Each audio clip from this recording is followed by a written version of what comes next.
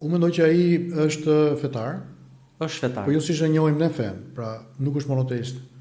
Siç e shohim. Po në ç'është kuptim është fetar? Në përqasjen e vet. Fetar domethënë në kuptimin tim të fetarisë në kuptimin spiritual. Besim. Në kuptimin spiritual të fesë, në kuptimin pra është agnostik, po themi që. Në kuptimin spiritual. Ka një lëvizje në Shqipëri, jo të vogël tashmë, mes tash i quhet Roselit, që është e lidhur me shamanizmin, një nga fetë pagane të kulturave të lashta, të cilat lidhen me botën e përtejme nëpërmjet mediumeve, që mund të jenë magjistar, mund të jenë këshillues shpirtëror, mund të jenë individ të cilët eksplorojnë raportin e njeriut me entitete shpirtërore në realitetin e padukshëm, që mund të jenë qenie superinteligjente qellore që nuk janë ëngjë, por që janë demon dhe djaj.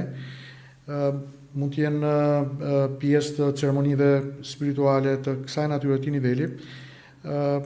Dhe duke parë komunikimin e tij publik, unë ngrë pandegmën që njerëz të cilët kanë një komunikim të tillë në raport me fen, në raport me Zotin, në raport me mënyrën se si shfaqen publik. Nuk e di ka bërë ndonjëherë përshtypje ato litarët e vegjël që mban në njërin nga duart e tij. Kam një kryq këtu. Kryesisht jo, po e shikoj atë edhe pas kryqin, po.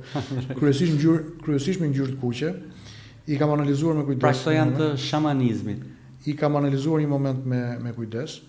Disa thonë që njëri nga këto është një nga simbolet e kabalës, një pjesa tjetër lidhet me këtë dimension të pjesës shpirtërore. Në një nga këto litarët e duarve është edhe syri i Fatmës, pra syri për të mbrojtur nga e keqja. Syri i keq, pra.